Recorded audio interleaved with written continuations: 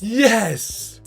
Thank you, Kansas City Chiefs. Congratulations, and what a lovely ending to the season to see the Eagles lose. Okay, this is not going to be an Eagles version of the giraffe neck mark Yankees lose video. I'm definitely happy, yes, as you can see on my face right now. However, I don't have exuberant celebrations for teams that I hate losing. I only celebrate that hard when my team wins. I'm happy, but this is not going to be nearly as exuberant as those giraffe neck mark Yankees lose videos, just to be clear. Well, sorry, I have to, but the Eagles are the only team in the NFC East to have a losing record in the Super Bowl. But anyways, now as for that controversial holding call, that definitely did look suspect, I'm not going to lie, although I didn't see it, but I heard James Bradbury admitted that he did hold Juju Smith-Schuster. I guess we can have that discussion in the comments. However, I still think that Andy Reid severely outcoached Nick Sirianni in the second half, and the defense did let Jalen Hurts down. I also can admit, though, that I wasn't sold on Jalen Hurts being as good as he was this season a few years ago. Aside from one play where he just lost the ball, he did have an amazing game, throwing for 304 passing yards, and he may have only thrown for one touchdown pass, and that was a beautifully thrown ball. He also ran for 3.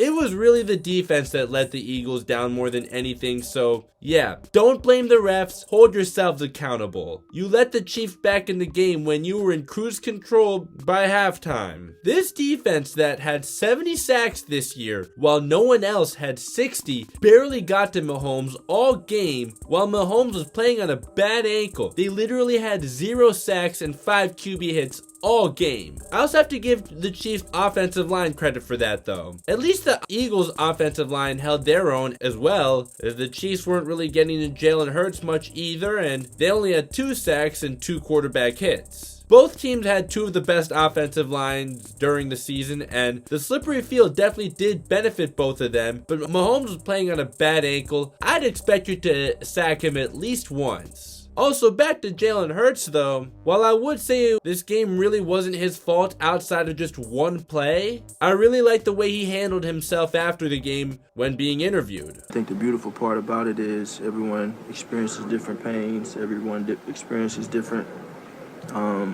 agonies of life, but you decide if you want to learn from it.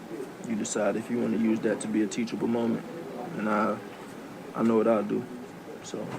Okay, thanks everyone. Thank you. Even though I'll never root for you, Jalen Hurts, as long as you wear that ugly ass uniform, you do have my respect for being able to say that while not pointing the finger at anyone or making any excuses. I'm not saying losing should be rewarded at all, but how you handle it often determines how you end up becoming a winner in the long term. So definitely have to give Jalen Hurts a lot of credit for handling the loss in the most professional way he can possibly handle it in. You know what's funny is Kadarius Toney actually found a way to make us Giants fans happy. Bad Dog, I think the guy you called Tin Man finally found his heart. Good for him, honestly. It's funny he found a way to make us happy while playing for another team, but I'm completely over it with how volatile he was with the Giants, to be honest. If he continues to have success in Kansas City or wherever else he goes, good for him. Good for him that he's a Super Bowl champion now, and wasn't just that guy who did nothing in the group project and still got an A. What he does now has no effect on what the Giants do, so I don't have any reason to still feel bitter towards him. That's just my opinion though. Another former Giant, not a player though, Steve Spagnuolo. What a defensive coordinator he is. I saw this in the AFC Championship game too, although against an offensive line not nearly as good as the Eagles, how he's able to come up with schemes to get unblocked defenders to go after the quarterback. He gave me great joy 15 years ago in the Super Bowl, which is nearly half my lifetime ago. Whoa. I had great joy on Sunday as well, but definitely not like I did in February of 2008 or 12. I definitely find a lot more joy in my team winning than a team I hate losing. Steve Spagnuolo definitely also found a way to make us Giants fans happy, but with another team. I don't think there is anyone in the Hall of Fame for being an assistant coach, but if we are to start inducting coordinators, Steve Spagnuolo definitely has to be in as a 3-time Super Bowl champion. He was also behind the 2016 Giants defense that only the Patriots gave up fewer points than. Yes, I know he was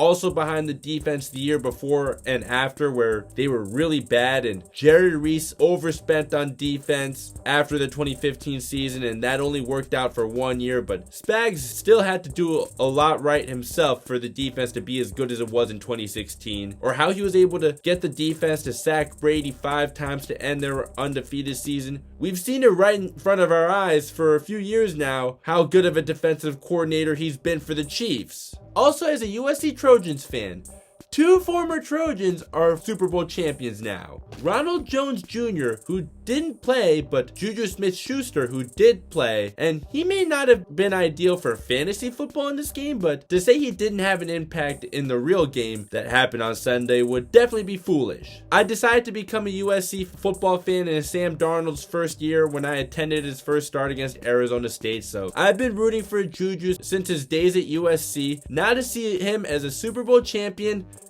gonna clap it up for Juju Smith-Schuster.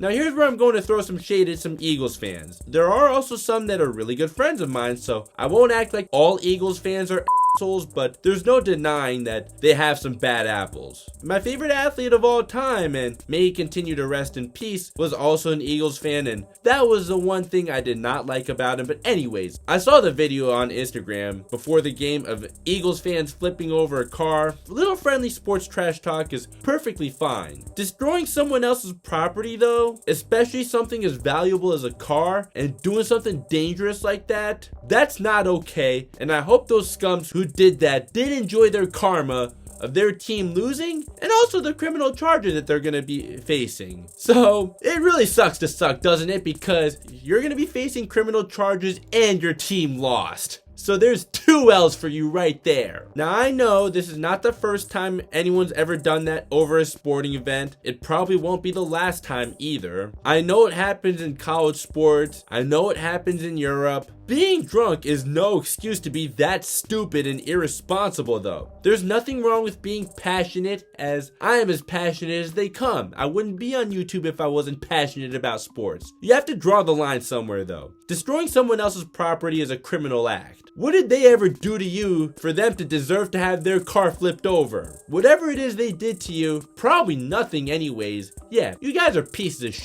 As for the halftime show, I'll just say it, and it should come as no surprise to anyone who knows me, I was way more entertained last year. However, for Rihanna to put on a show, be 150 feet above the ground while pregnant, I do have to give her flowers. Sure, I'm no diehard Rihanna fan by any means. I don't hate her, I'm just not a big fan, but when credit is due, credit is due. Live performances are way harder than they look, and she did an amazing job. So, once again, congratulations to the Kansas City Chiefs. Where does Patrick Mahomes rank all time now? Honestly, I have no idea, but for a guy I'm 2 years older than, to already be a 2-time Super Bowl MVP, that's pretty amazing. I'm pretty sure Tom Brady is the only quarterback to have 2 Super Bowl MVPs at a younger age than Patrick Mahomes is right now. Obviously, Mahomes still has plenty more to accomplish to enter the GOAT discussion, but by the end of the career, can he be the GOAT? Maybe you can sound off in the comments if you'd like. He definitely still has plenty more years left in him, as he's still only 27 years old. Now, Joe Shane, I believe in you to build a team that can get back to this stage again. The biggest upgrade you made when taking the job with no cap space last year was with the coaching staff. Now with 11 draft picks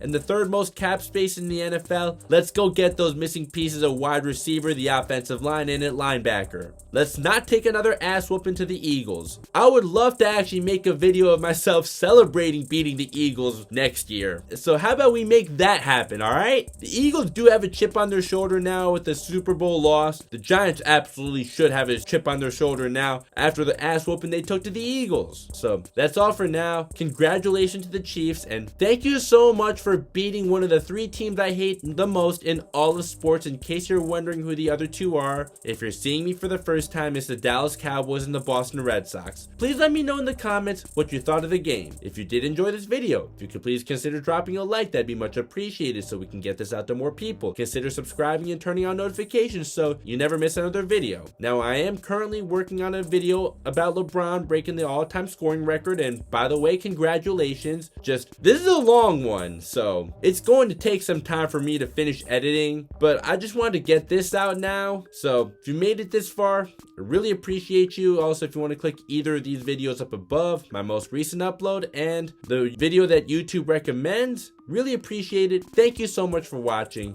Talk to you next time. Peace and go Giants.